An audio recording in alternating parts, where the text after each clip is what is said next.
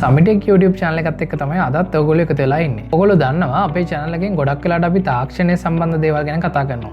ඒ වගේම අධ්‍යාපනික පාඩනුත් අපි අපේ channel එක හරහා ඔයගොල්ලන්ට අරන් යනවා. ඉතින් අද වීඩියෝ එකනොත් මම හිතුවා අධ්‍යාපනයට සම්බන්ධ දෙයක් ගැන කතා කරන්න. ගොඩක් දෙනෙක්ට තියෙන ගැටලුවක් තමයි Tamanට මුහුණ දෙන්න තියෙන විභාගවලට කොහොමද සාර්ථකව මුහුණ දෙන්නේ, ඒවට පාඩම් කරන්නේ කොහොමද කියන එක. ඉතින් අද වීඩියෝ එකෙන් මගේ ජීවිතය ලැබුව අත්දැකීම් තුලින් ඔයගොල්ලොත් එක්ක මම කරුණු කිහිපයක් බෙදා ගන්න කැමතියි. කොහොමද විභාගයකට පාඩම් කරන්න මේ දේවල් සූදානම් කරගන්නේ කියලා. සාර්ථකව පාඩම් කරන්න, එහෙම නැත්නම් හොඳට පාඩම් ඔලුවට දාගන්න බලපාන ප්‍රධාන සාධකය තමයි පරිසර සාධකය සහ ඕගොල්ලෝ යොදා ගන්න කාලය කියන එක. පාඩම් කරන්න ඕගොල්ලන්ට අනිවාර්යෙන් සුදුසු පරිසරයක් තියෙන්න ඕනේ. ඉතින් මේ පරිසරය ගත්තාම එක එක්කිනාට තේරීම අනුව වෙනස් වෙන්න පුළුවන්. ඉතින් උදාහරණයක් විදිහට අපි ගත්තොත් එහෙම කෙනෙකුට තමන්ගේ කාමරේ පාඩම් කරන්න හොඳම ස්ථානය වෙන්න පුළුවන්.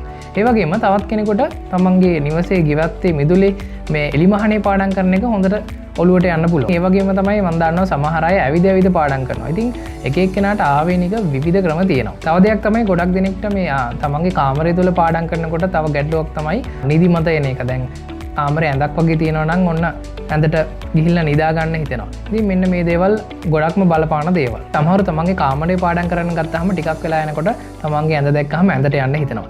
ඒ වගේම සමහරු ඇඳේ ඉඳගෙන පාඩම් කරන්න උත්සාහ කරනවා. ඇඳේ ඉඳගෙන අපි පාඩම් කරන එක ගැන කතා කරොත් එහෙම අපි දැන් ඇඳේ ඉඳගෙන ඉන්නකොට දැන් පැයක් වෙන්න පුළුවන්, දෙකක් වෙන්න පුළුවන්, මේ විදිහට දිගටම ඉඳගෙන ඉන්නකොට සමහරලාට අපේ කොන්ද රිදෙන්න පුළුවන්. ඒ වගේම අපේ කකුල් රිදෙන්න පුළුවන්. ඉතින් ටිකක් වෙලා මෙන්න මේ විදිහට යනකොට අපිට නිකම්ම හිතෙනවා චුට්ටක් හාන්සි වෙලා චුට්ටක් මේ නෝට් එක බැලුවොත් හොඳයි කියලා.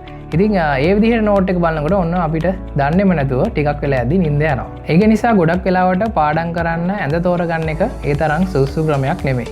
ඉතින් කලින් කිව්වා වගේ Tamanට ගැළපෙන පරිසරයක් අපි තෝරගන්න ඕනේ. ඉතින් සමහර අයට කාමරේ මේසයක් වෙන්න පුළුවන්, ඒ වගේම එළිය පරිසරය වෙන්න පුළුවන්. මේ දේවල් Tamanට වුණ වෙනස් වෙනවා. ඒක නිසා Tamanට ගැළපෙන පරිසරයක් තෝරගන්න එක තමයි මුලින්ම කරන්න ඕනේ. පාඩම් කරන්න යොදා ගන්න පරිසරය වගේම තමයි එකිනෙකාට වෙනස් වෙනවා මේ පාඩම් කරන්න යොදා ගන්න වෙලාව. ඉතින් අපි බලන්න ඕනේ අපේ දවසක් ගත්තාම අපිට කොයි වෙලාවෙද හොඳටම පාඩම් වෙන්නේ කියලා. ඉතින් සමහර අයට රෑ හැරලා ඉන්න පුළුවන්. ඉතින් රෑ 12 1 විතර නිකන් හැරලා ඉඳගෙන පාඩම් කරන්න පුළුවන් හැකියාවක් තියෙනවා. සමහර අයට මෙහෙම රෑ හැරලා ඉන්න බෑ, නිදිමත එනවා. ඉතින් ඒ වගේ සමහරු ගොඩක් වෙලාවට පාන්දර නැගිටිනවා. ඉතින් පාන්දර නැගිටලා පාඩම් කරන කට්ටියක් ඉන්නවා. හැබැයි ඇතැම් අයට මේ දෙකම කරන්න අපහසුයක් තියෙනවා. ඉතින් ඒගොල්ලන්ට ගොඩක්ම කරන්න දෙන්නේ තමන්ගේ දිවා කාලේ අනිත් වැඩවලට කාලය යමුනාට පස්සේ ඒ දේවල් වලින් ඕගොල්ලන්ට ෆ්‍රී ටයිම් එකක් හොයාගෙන ඒ කාලවලදී ඕගොල්ලන්ගේ පාඩම් කටයුතු කරන එක තමයි සිද්ධ කරන්න තියෙන්නේ. ඒ වගේම හිතන්න ඕගොල්ලන්ට දවල් කාලෙත් ඕගොල්ලන්ට පාඩම් කරන්න කාලයක් හොයාගන්න බෑ. ඒ වගේම ඕගොල්ලන්ට රැයට හැරලා ඉන්නත් බෑ, පාන්දර නැගිටින්නත් බෑ. ඉතින් ඕගොල්ලන්ට නිදිමත එනවා.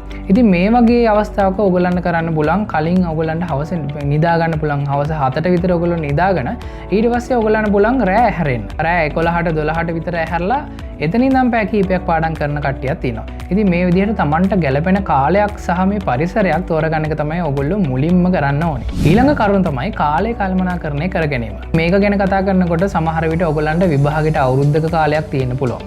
මාස 6ක් තව ඉස්සරහට තියෙන්න පුළුවන්. ඒ වගේම ඔන්න දැන් ටික කාලේ ලඟ වෙලා ඔන්න තව විභාගයට මාසයයි තියෙන්නේ. සතියයි තියෙන්නේ. ඉතින් මෙන්න මේ කාලවලදී ඔයගොල්ලෝ පාඩම් කරන්න ගත්තාම ඔයගොල්ලෝ කාලය කළමනාකරණය කර ගැනීමක් විශේෂයෙන්ම සිද්ධ කරගන්න ඕනේ. දැන් අපි උදාහරණයක් විදිහට ගත්තොත් එහෙම සාමාන්‍ය පෙළ සහ උසස් පෙළ ලියන අපේ නංගිලා මල්ලිලා ගත්තොත් එහෙම ඒගොල්ලන්ට ගොඩක් තමන්ගේ විෂය නිර්දේශය ආවරණය කරන්න තියෙනවා. ඉතින් අවුරුදු 2ක කාල සීමාවක් හොඳට අධ්‍යාපන කටයුතු සිදු කරන්න වෙනවා. ඒ වගේම මේ දේවල් හොඳට කාලය කළමනාකරණය කරගෙන මේ ඔක්කොම ආවරණය කරන්න වෙනවා. ඉතින් විෂයන් ගොඩක් තියෙනවා. තියෙන නිර්දේශ ගොඩක් ලොකුයි. ඉතින් Tamanට ලැබෙන කාලයත් එක්ක මේ දේවල් ඔක්කොම කළමනාකරණය කරගන්න ඕනේ. දැන් හිතන්න ඕගොල්ලන්ට විභාගයට අවුරුද්දක් තියෙනවා. සාමාන්‍ය පෙළ වෙන්න පුළුවන්, උසස් පෙළ වෙන්න පුළුවන්, වෙනත් විභාගයක් වෙන්න පුළුවන්. ඔන්න දැන් විභාගේ එන්න තව ඕගොල්ලන්ට අවුරුද්දක කාලයක් තියෙනවා. ඉතින් ඕගොල්ලෝ මෙතනදී කරන්න ඕනේ ඕගොල්ලෝ දැනට ඉගෙනගෙන තියෙන ටික මොනවද කියලා බලන්න ඕනේ. කලින් පාඩම් කරේ නැති වුණාට කමක් නැහැ. දැන් බලන්න ඕනේ මොනවද ඕගොල්ලෝ කලින් ඉගෙනගෙන තියෙන්නේ කියලා. ඒ වගේම ඉස්සරහට තව කොච්චරක් පාඩම් ඕගොල්ලන්ට කරන්න තියෙනවද කියලාත් ඕගොල්ලෝ බලන්න ඕනේ. ඉතින් මෙන්න මේ දේවල් ඔක්කොම බලලා ඕගොල්ලන්ට පුළුවන් කාල සටහනක් නැත්තම් කාල රාමුවක් හදාගන්න. කාල සටහනක්වත් නෙමෙයි කාල රාමුවක් ඕගොල්ලන්ට හදාගන්න පුළුවන්. එතනදී ඕගොල්ලන්ට පුළුවන් කලින් ඕගොල්ලෝ ඉගෙනගෙන තියෙන පාඩම් මොනවද? ඒ වගේම ඉදිරියට ඉගෙන ගන්න තියෙන කොටස් මොනවද? ඉතින් මේ දේවල් ඔක්කොම එකතු කරලා ඕගොල්ලන්ට පුළුවන් පසුගිය දේවල් ආවරණය කරගන්න ඔයගොල්ලන්ට කොච්චර කාලයක් යනවද? එක පාඩමක් ආවරණය කරගන්න ඔයගොල්ලන්ට කොච්චර කාලයක් යනවද කියන එක බලන්න. ඉතින් මෙන්න මෙහෙම බැලුවට පස්සේ ඔයගොල්ලන්ට එක එක විෂයට අදාළ විදිහට ඔයගොල්ලන්ට පුළුවන් කාලය වෙන් කරවා ගන්න. ඉතින් දවසකට මම විෂයන් කීයක් පාඩම් කරනවද? විෂයන් එක විෂයක වුණත් කොච්චර ප්‍රමාණයක් මම ආවරණය කරනවද කියන එක ඔයගොල්ලන්ට හිතා ගන්න පුළුවන්. ඉතින් මේ වගේ අවුරුද්දක් ඇතුළත කාලයක් තියෙනවා නම් ඔයගොල්ලන්ට පුළුවන් සාමාන්‍යයෙන් විභාගයට මාස 3ක් විතර කාලය ඉතිරි කරලා ඔයගොල්ලන්ට සම්පූර්ණ විෂය නිර්දේශය ආවරණය වෙන්නම පාඩම් කරන්න. ඉතින් අඩුම තරමේ මේ විදිහට මාස 3ක්වත් කලින් ඔයගොල්ලෝ පාඩම් කරලා ඉවර කරගන්න පුළුවන් නම් ඔයගොල්ලන්ට පුළුවන් පුනරීක්ෂණ අභ්‍යාස සහ ඒ දේවල් බලන්න. ඉතින් අවුරුද්දක් ඔයගොල්ලන්ට හොඳටම ඇති A level උනත් O level උනත් ඔයගොල්ලන්ට කිසිම ප්‍රශ්නයක් නැහැ. අවුරුද්දක කාලය සීමාව ඔයගොල්ලන්ගේ දැඩි කැපවීම මත ඔයගොල්ලන්ගේ කැපවීම කොච්චරද තියෙන්නේ කියන එක පාදක කරගෙන ඔයගොල්ලන්ට පුළුවන් එක්සෑම් එක මේ විභාගය හොඳින් සමත් වෙන්න. මේ කාලය කළමනාකරණය කරගෙන පාඩම් කරන එක ගැන කතා කරපුවාම සමහරලාට ගෙදර ඔයගොල්ලන්ගේ අම්මලා තාත්තලා කියන්න පුළුවන් දවසට පැය 2ක් පාඩම් කරන්න, පැය 3ක් පාඩම් කරන්න කියලා. නමුත් ඇත්තටම අපි අවධානය යොමු කරන්න ඕනේ මේ පාඩම් කරන පැය ගාන පිළිබඳව නෙමෙයි. සමහර විට ඔයගොල්ලෝ දවසට පැයක් පාඩම් කරනවා වෙන්න පුළුවන්, පැය 2ක් පාඩම් කරනවා වෙන්න පුළුවන්, ඊටත් දෙහා ගිහිල්ලා ඔයගොල්ලෝ පාඩම් කරනවා වෙන්න පුළුවන්. නමුත් ඔයගොල්ලෝ අවධානය යොමු කරන්න ඕනේ පැයක කාල සීමාව හෝ පැය 2 හෝ ඔයගොල්ලෝ ඔයගොල්ලන්ගේ විෂය ආවරණය කරන ප්‍රමාණය කොච්චරද කියන එක. හිතන්න ඔයගොල්ලෝ පැය 3ක් තිස්සේ එකම පිටුවක් දිහා බලාගෙන නිකන් පොත දිහා බලාගෙන හිටියොත් එතකොට කිසිම තේරුමක් නැහැ. ඉතින් ඔයගොල්ලන්ගේ කාලය ඔයගොල්ලෝ කළමනාකරණය කරගන්න ඕනේ. ඔයගොල්ලන්ට පාඩම් කරන්න තියෙන අන්තර්ගත මේ දේවල් ඔයගොල්ලෝ පාඩම් කරන ප්‍රමාණය තමයි ඔයගොල්ලෝ වැඩිපුරම අවධානය යොමු කරන්න ඕනේ. ඉතින් දවසකට පැයක් වෙන්න පුළුවන්, 2ක් වෙන්න පුළුවන්. ඔයගොල්ලෝ Tamanට ආවරණය කරගන්න තියෙන කොටස පිළිබඳව අවධානය යොමු කරලා මේ පාඩම් ඔයගොල්ලන්ට කරගන්න පුළුවන්. ඉතින් අවුරුද්දක විතර ලොකු කාල සීමාවක් ඔයගොල්ලන්ට තියෙනවා නම් ඔයගොල්ලන්ට ඒ කාලේ පුළුවන් කෙටි සටහන් වගේ දේවලුත් ගහගන්න. ඉතින් මේ දේවල් ගොඩක්ම ප්‍රයෝජනවත් වෙන්නේ ඔයගොල්ලන්ගේ විභාගය ආසන්න වෙන දවස්වලට. ඉතින් විභාගයට මාස 6ක් වෙන්න පුළුවන්, මාසයක් වෙන්න පුළුවන්. මේ දවස්වල ඔයගොල්ලෝ පාඩම් කරනකොට මේ කෙටි සටහනුත් ඔයගොල්ලන්ට ප්‍රයෝජනෙට ගන්න පුළුවන්. හිතන්න ඔයගොල්ලෝ දැන් ඔන්න දැන් මාස 6යි ඔයගොල්ලන්ගේ විභාගෙට තියෙන්නේ. ඉතින් මේ දවස්වල ඔයගොල්ලෝ මොකද කරන්න ඕන? දැන් විභාගෙට මාස 6ක් විතර ඔයගොල්ලන්ට මෙහෙම තියෙද්දි ඔයගොල්ලෝ දිගටම පාඩම්ම විතරක් කරලා හිටියොත් බෑ. ඔයගොල්ලෝ අනිවාර්යෙන් පුනරීක්ෂණ අභ්‍යාස සහ මේ පසුගිය අවුරුදු වල ප්‍රශ්න පත්‍ර වලට උත්තර ලිවීම අනිවාර්යෙන් සිද්ධ කරන්න ඕනේ. ඉතින් මේ දේවල් ඔයගොල්ලන්ට නිතර අභ්‍යාසවල යෙදෙන්න වෙනවා. ඉතින් ඒ දේවල් වලිනුත් පාඩම් කිරීමට අමතරව ඔයගොල්ලන්ට ලොකු දැනුමක් ලබා ගන්න පුළුවන්. වගේම මාස 6ක කාල සීමාව තිබ්බත් ඔයගොල්ලන්ට පුළුවන් අර අපි අවුරුද්දක කරපු දේවල්ම මාස 6ත් කොහොම හරි කාලය කළමනාකරණය කරගන්න. නමුත් ඒ දේ පාඩම් කිරීමට අමතරව අර මම කලින් සඳහන් කරා වගේම ඔයගොල්ලෝ අනිවාර්යෙන් මේ මාස 6 තුල අභ්‍යාස නම් අනිවාර්යෙන් සිද්ධ කරන්න ඕනේ. ඔන්න දැන් හිතන්න ඔයගොල්ලන්ට විභාගෙට තව මාසයයි තියෙන්නේ. ඉතින් මෙන්න මේ අවස්ථාවේදී නම් ඔයගොල්ලන්ගේ කැපවීම ඉතාමත් ඉහළ මට්ටමක තියාගන්න ඕනේ. ඉතින් මේ කාලේදී ඔයගොල්ලෝ බලන්න ඕනේ දවසකට ඔයගොල්ලෝ කොහොම හරි Tamanට තියෙන විෂයන් 3ක් වෙන්න පුළුවන්, විෂයන් 10ක් වෙන්න පුළුවන්. දැන් උසස් පෙළ ගත්තොත් එහෙම අපි හිතමු ප්‍රධාන විෂයන් 3 කියලා. ඉතින් Taman බලන්න ඕනේ ප්‍රධාන විෂයන් 3 කොහොමද තනි දවසේ හැමදාම ටික ටික අපි ආවරණය කරගන්නේ කියලා. ඒ කියන්නේ විෂයන් 3ටම ප්‍රධානත්වයක් දීලා කොහොමද එක දවසේ දවස ගානේ අපි කොහොමද මේ දේවල් පාඩම් කරගන්නේ කියලා. හිතන්න ඕගොල්ලෝ ඉතිහාසය කරනවා, දේශපාලන විද්‍යාව කරනවා සහ සිංහල භාෂාව කරනවා. ඉතින් මේ විෂයන් 3ටම ඕගොල්ලන්ට පුළුවන් දවසේ කාලය බෙදා ගන්න. ඉතින් ඒ කාලය බෙදාගෙන ඕගොල්ලන්ට පුළුවන් විෂයන් 3ම ආවරණය වෙන විදිහට හැමදාම කියන්නේ දිනපතාම ඕගොල්ලන්ට පාඩම් කරන්න. කියන්නේ අවසාන මාසයේ අනිවාර්යෙන් ඕගොල්ලෝ දිනපතා මේ විදිහට පාඩම් කරොත් ඕගොල්ලන්ට හොඳ සාර්ථක ප්‍රතිඵල ලබා ගන්න පුළුවන්. ඉතින් විභාගෙට මාසයක් හෝ විභාගෙට සතියක් තියෙනකොට ඕගොල්ලෝ අනිවාර්යෙන් ඔයගොල්ලන්ගේ අනිත් දේවල් කැප කරලා මේ විභාගෙට මූලිකත්වය දීලා අනිවාර්යෙන් වැඩ කටයුතු කරන්න ඕනේ. අවසාන මාසයේ අවසාන සතියේ මේ විදිහට කලින් අපි ලැහැස්ති කරගත්ත පාඩම් ටික මේවා අරමුණු කරගෙන තමන්ගේ හිතේ දැඩි අධිෂ්ඨානයෙන් යුතුව වැඩ කරනවා නම් ඔයගොල්ලන්ට ඕනෑම විභාගයක් සාර්ථකව මුහුණ දෙන්න සහ සාර්ථකව මේකෙන් ජය ගන්න පුළුවන්. පාඩම් කිරීමේදී කාලය කළමනාකරණය කර ගැනීම පිළිබඳව මම කතා කරා. ඒ වගේම තමයි තවත් වැදගත් දෙයක් තියෙනවා. ඒ තමයි විභාගයේදී කොහොමද ඔයගොල්ලෝ කාලය කළමනාකරණය කරගන්නේ කියන එක. ඉතින් පෞද්ගලිකව මම විශ්වවිද්‍යාලයේ ඉන්න කාලේ මම විභාග ලියනකොට භාවිතා කරපු ක්‍රමයක් ගැන මම කතා කරන්නම්. සමහර විට මේක හැමෝටම ගැලපෙන්නේ නැති වෙන්න පුළුවන්. නමුත් මේ විදිහ තමයි මම අනුගමනය කරේ. දැන් හිතන්න ඔයගොල්ලන්ට පැය 3ක ප්‍රශ්න පත්‍රයක් ලැබෙනවා. ඉතින් ඔක්කොම පැය 3ේම ඔයගොල්ලන්ට තියෙන්නේ රචනා ප්‍රශ්න ලියන්න. ඉතින් මේ වගේ රචනා ප්‍රශ්න ඔයගොල්ලන්ට 5ක් විතර ලියන්න තියෙනවා. ඉතින් පැය 3ට ඔයගොල්ලන්ට එක ප්‍රශ්නයක් සඳහා විනාඩි 35ක් උපරිම විනාඩි 40ක විතර කාලයක් ඔයගොල්ලන්ට ලැබේ. ඉතින් මම මෙතනදි කරේ මම හැම වෙලේම උත්සාහ කරා මට විනාඩි 35ක් තිබුණට සම්පූර්ණ උත්තරයක් ලියන්න.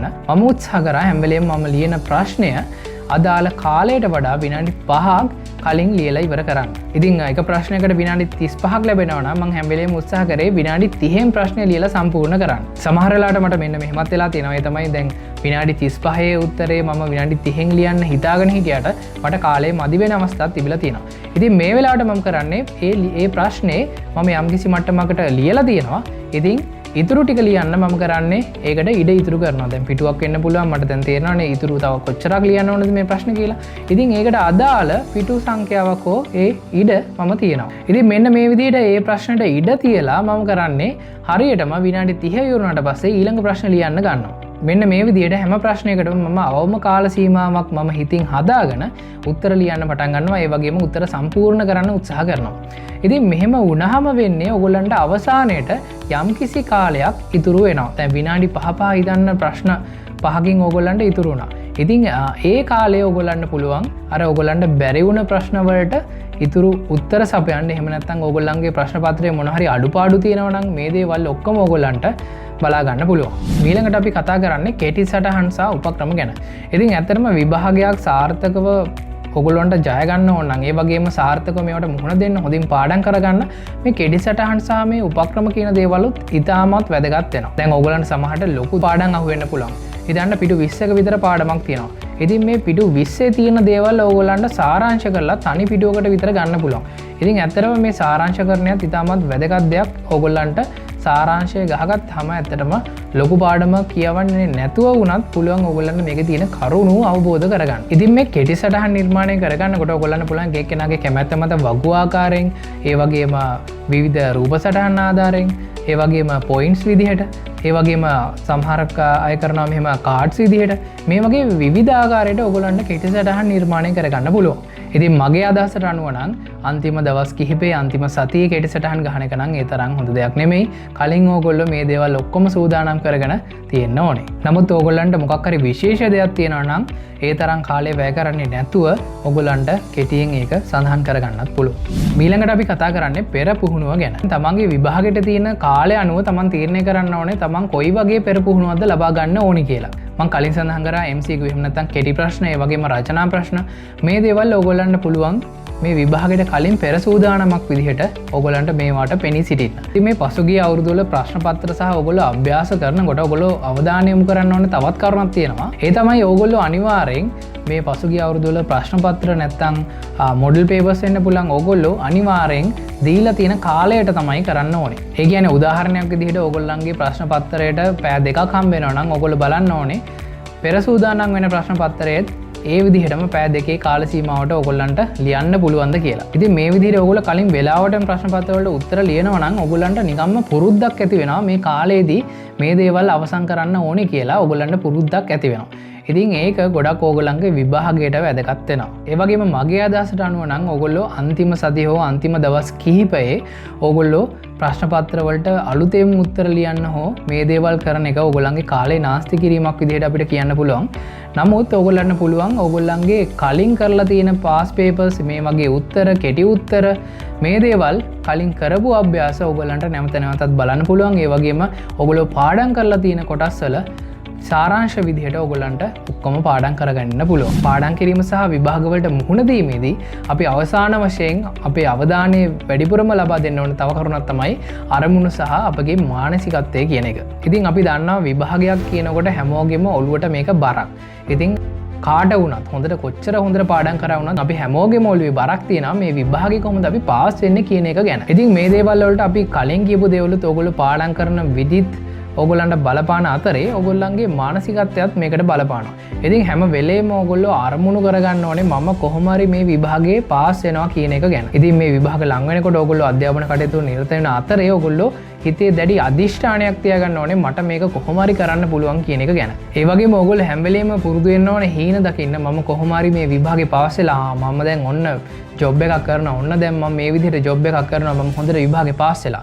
මේ වගේ ඔයගොල්ලෝ හිතේ ඔයගොල්ලන්ගේ යහපත් සිතුවිලි ධනාත්මක සිතුවිලි ඔයගොල්ලෝ ඇති කරගන්නත් ඕනේ. සමහර ලාට ඔයගොල්ලන්ට ඔයගොල්ලන්ගේ හිතවතුන්ගෙන් පවා චෝදනා එන්න පුළුවන්. පාඩම් කරන්නේ මෙයා අච්චර මේ විෂයද කරන්නේ මේ විෂය කරලා වැඩක් නැහැ. මේ දේවල් ඔයගොල්ලන්ට එන්න පුළුවන්. නමුත් ඔයගොල්ලෝ හැම වෙලේම හිතේ තියාගන්න ඕනේ නෑ මම කරන දේ හරි. මම කරන දේ හැම වෙලේම හරියනවා. ඉතින් මම කොහොම හරි මේ අනිත් අය hina වෙන දේ මම ඔයගොල්ලන්ට කරලා පෙන්නනවා කොහොම හරි මම මේ විභාග පාස් වෙලා පෙන්නනවා ඒ වගේම මම කරන විෂය ඒක නෑ අපරාධයක් උනේ නෑ මම මේ කොහොම හරි මම මේ තත්ත්වයට ගිහිල්ලා පෙන්නනවා කියලා දැඩි අධිෂ්ඨානයෙන් යුතුව ඔයගොල්ලෝ වැඩ කරන්න ඕනේ. ඒ වගේම මානසිකත්වය ගැන කතා කරපුවාම ඔයගොල්ලෝ එක දිගට පාඩම් කරනකොට සමහර වෙලාවට පැයක් දෙකක් පාඩම් කරනකොට ඔයගොල්ලන්ට ටිකක් බෝරින් ගතියක් දැනෙන්න පුළුවන්. ඉතින් මෙන්න මේ වෙලාවට ඔයගොල්ලන්ට පුළුවන් දැන් පැයක් විතර පාඩම් කරාට පස්සේ විනාඩි 5ක විතර පොඩි බ්‍රේක් එකක් ගන්න. මගේ අදහසට අනුව නම් ඔයගොල්ලෝ මේ විනාඩි 5 බ්‍රේක් එක ඇතුලේ සින්දු අහන්න මේ වගේ දේවල් කරන්න යන්න එපා. මොකද ඔයගොල්ලෝ ඉන්නේ මේ වෙලාවේදී අධ්‍යාපනයේ කියන්නේ පාඩමේ තියෙන මානසිකත්වයෙන්. හැබැයි ඔයගොල්ලෝ සම්පූර්ණයෙන්ම ඔයගොල්ලන්ගේ මානසිකත්වය වෙනස් කරොත් එහෙම සින්දුවක් අහන්න, ෆිල්ම් එකක් බලන්න, ටීවී එකක් බලන්න වගේ ගියොත් එහෙම ඔයගොල්ලන්ගේ මානසිකත්වය සම්පූර්ණයෙන් අර දෙයින් මිදෙනවා. එතකොට ඔයගොල්ලන්ගේ අවධානය ආපහු හිතෙනවා පොඩ්ඩක් වෙලා තව ටීවී බලුවා නම් හොඳයි කියලා. ඉතින් මේ වගේ දේවල් වලට අවධානය යොමු කරන්න එපා. විනාඩි 5ක් විතර අරගෙන ඔයගොල්ලන්ට පුළුවන් ඉඳගෙන ඉන්න පුටුවේ නැගිටලා වතුර ටිකක් බීලා මේ වගේ දේවල් කරන්න. නමුත් ටීවී බලන්න, ෆිල්ම් බලන්න මේ වගේ බාහිර කියන්නේ විශාල වශයෙන් බලපෑමකට ලක් වෙන දේවල් කරන්න එපා. ඒ වගේම තමයි Tamanට ෆෝන් එකක් තියෙනවා නම් පුළුවන් තරම් පාඩම් කරන කාල සීමාවෙදී එක Tamanගෙන් ඈතින් තියාගන්න බලා ගන්න.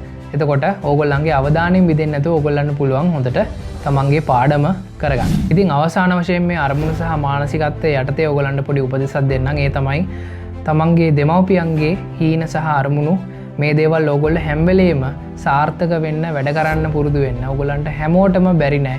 මේ ජීවිතේ අපිට බෑ කියලා දෙයක් නෑ. අනිවාර්යෙන් අපිට හැමදේම පුළුවන්. වෙලා තියෙන්නේ අපි ගොඩක් දේවල් කරන්න කම්මැලි සහ අපි කාලය යොදා ගන්න කැමති නෑ. ඉතින් සාමාන්‍ය පෙළ වෙන්න පුළුවන්, උසස් පෙළ වෙන්න පුළුවන්, වෙනත් ඕනෙම විභාගයක් වෙන්න පුළුවන්. මේ දේවල් ඔයගොල්ලෝ සාර්ථකව මුහුණ දෙන්න ඔයගොල්ලෝ හිතා ගන්න. ඒ වගේම තමන්ගේ දෙමව්පියන්ව ආඩම්බරයෙන් ඒගොල්ලන්ව සතුටු කරන්න පුළුවන් හැකියාව තමන් ළඟා කරගන්නවා කියලා හිතාගෙන වැඩ කරන්න ඔයගොල්ලන්ට කවදාවත් බැරි වෙන්නේ නැහැ. ඉතින් අද වීඩියෝ එක කලින් වගේ තාක්ෂණය සම්බන්ධ වීඩියෝ එකක්වත් පාඩමක් සම්බන්ධ වීඩියෝ එකක්වත් නෙමෙයි. ඉතින් පාඩම් කරන්න අපේ නංගිලා මල්ලිලාගේ විභාග අතලඟ එනවා. ඉතින් සාමාන්‍ය පෙළ වගේ උසස් පෙළත් මේ අවුරුද්දේ තියෙනවා. අනිත් විභාග උනා සාර්ථකව මුහුණ දෙන එක පිළිබඳව මගේ අදහස් කීපයක් තමයි මම ඔයගොල්ලන්ට ඉදිරිපත් කරේ. ඉතින් මම හිතනවා අද වීඩියෝ එක ගොඩක් දෙනෙක්ට ප්‍රයෝජනවත් වෙයි කියලා. ඒ වගේම ඉස්සරහට අපි කරන වීඩියෝස් බලන්න අපේ channel එක subscribe කරන්න, ඒ වගේම bell icon එක click කරන්න කියලා මතක් කරනවා. ඕගොල්ලෝ ඔක්කොටම සුබ දවසක්.